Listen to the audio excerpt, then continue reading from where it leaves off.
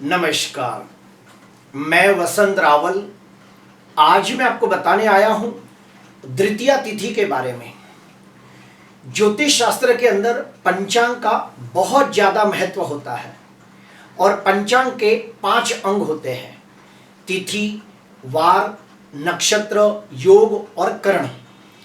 हमारी जो सीरीज चल रही है ये तिथि की सीरीज चल रही है और तिथियों का सबसे ज़्यादा उपयोग मुहूर्त शास्त्र के अंदर किया जाता है।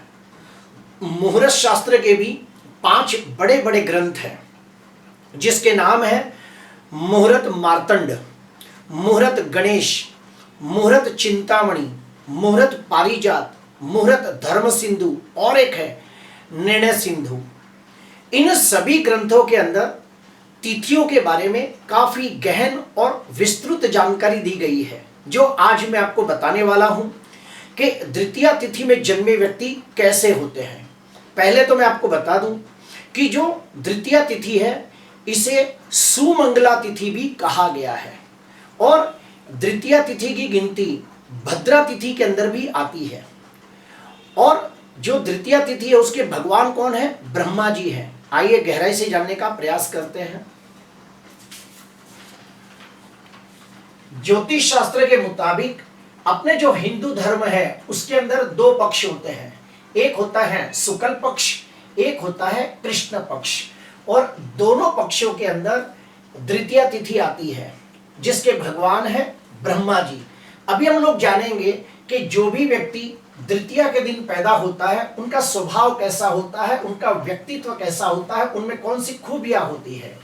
तो सुनिए, जो भी व्यक्ति द्वितीया के दिन पैदा हुआ हो ऐसे व्यक्ति बहुत ही बुद्धिमान, गुणवान, संस्कारी, तेजस्वी, चालाक, चतुर, होशियार, तीक्ष्ण बुद्धि वाले और उत्तम स्मरण शक्ति वाले लोग होते हैं।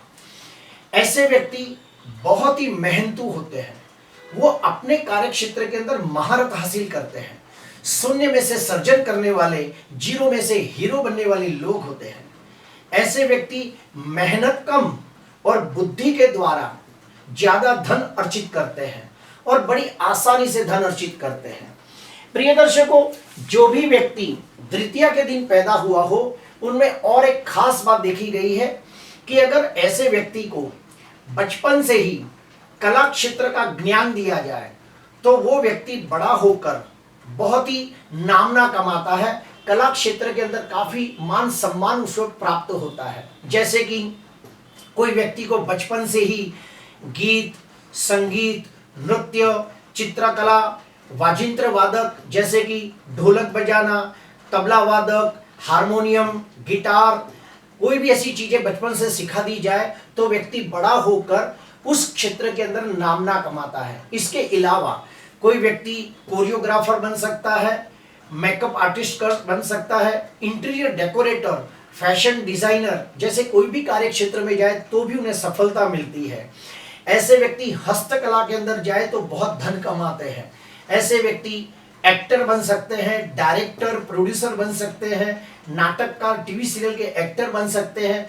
तो ऐसी कोई भी कला क्षेत्र में जाए तो उन्हें नेम और फेम दोनों मिलता है, अर्थात समाज के अंदर मान सम्मान भी प्राप्त होता है और धन भी बहुत सारा अर्जित करते हैं।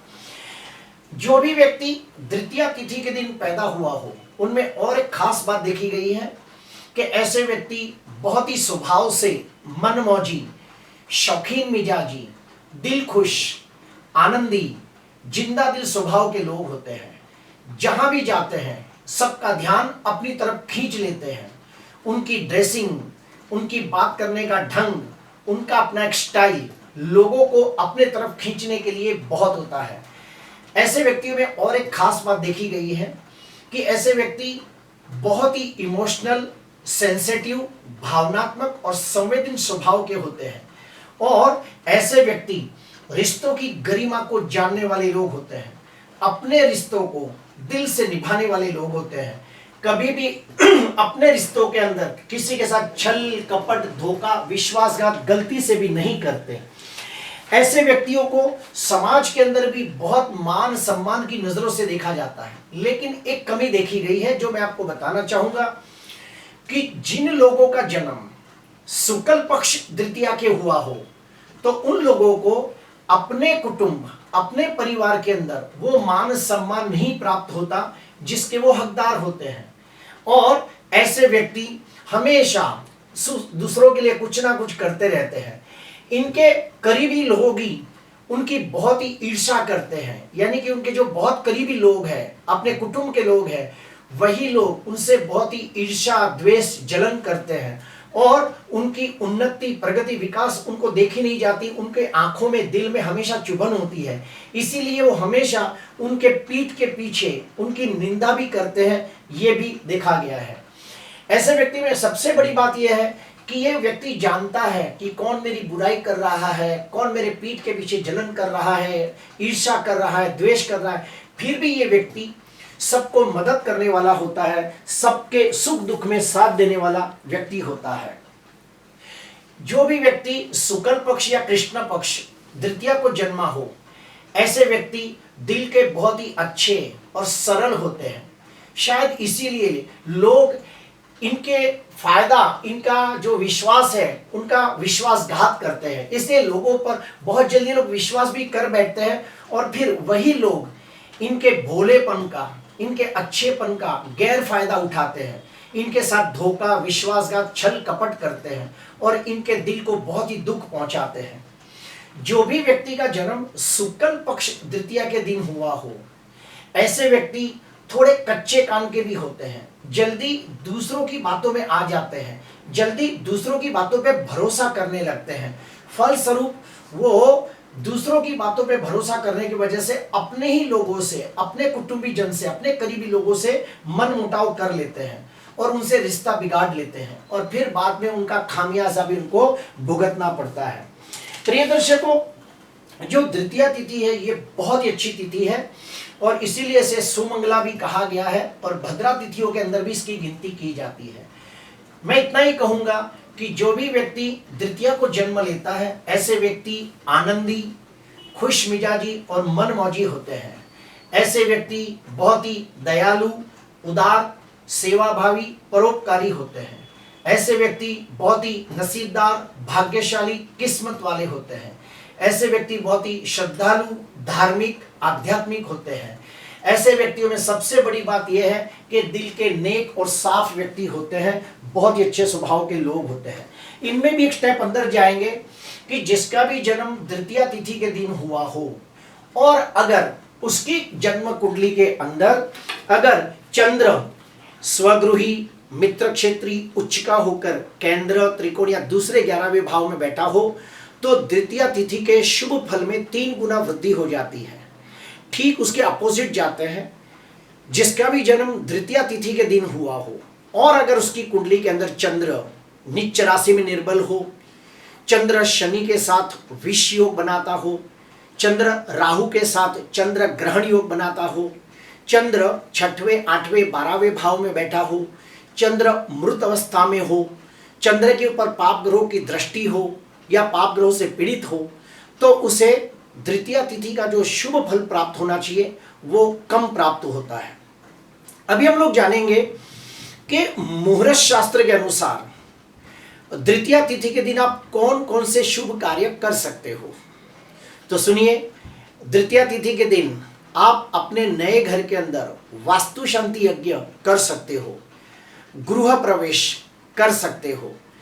द्वितीया तिथि के दिन आप कोई भी प्रकार की नई गाड़ी, 2 व्हीलर, 4 व्हीलर, कोई भी नया वाहन की खरीदी कर सकते हो।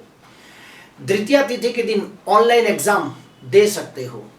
द्वितीया तिथि के दिन खेतों के अंदर बीजों का रोपण कर सकते हो। द्वितीया तिथि के अंदर कोई भी नई दुकान खरीदी करनी हो, नई फैक्ट्री खरीदी करनी हो तो उसका एग्रीमेंट भी कर सकते हो, उसका ओपनिंग भी कर सकते हो। द्वितीया तिथि को बहुत ही ज़्यादा शुभ माना गया है। द्वितीया तिथि के अंदर आप शरीर के ऊपर कोई भी प्रकार का ऑपरेशन कर सकते हो। अगर कोई लेडी डिलीवरी का सिजेरियन ऑपरेशन करना चाहती हो तो भी द्वितीया को बहुत ज़्यादा शुभ माना गया है। प्रिय दर्शकों, द्वितीया के दिन आप कोई भी धार्मिक, आध्यात्मिक कोई भी पूजा पाठ का काम कर सकते हो, मंदिर की प्राण प्रतिष्ठा का काम कर सकते हो, क्योंकि द्वितीया को बहुत ही शुभ माना गया है। और एक मैं बात बताना चाहूंगा, जैसे कि आप सभी को पता है कि एक शुक्ल पक्ष की द्वितीया होती है और एक कृष्ण पक्ष की द्वितीया होती है। दोनों के अंदर कृष्ण पक्ष की द्वितीया को ज्यादा शुभ माना गया है। क्यों? क्योंकि कृष्ण पक्ष की द्वितीया के दिन चंद्र आकाश में बहुत ही तेजस्वी, बहुत ही प्रकाशमान और बहुत ही शक्तिशाली होता है, इसीलिए कृष्ण पक्ष की द्वितीया को ज्यादा शुभ माना गया है।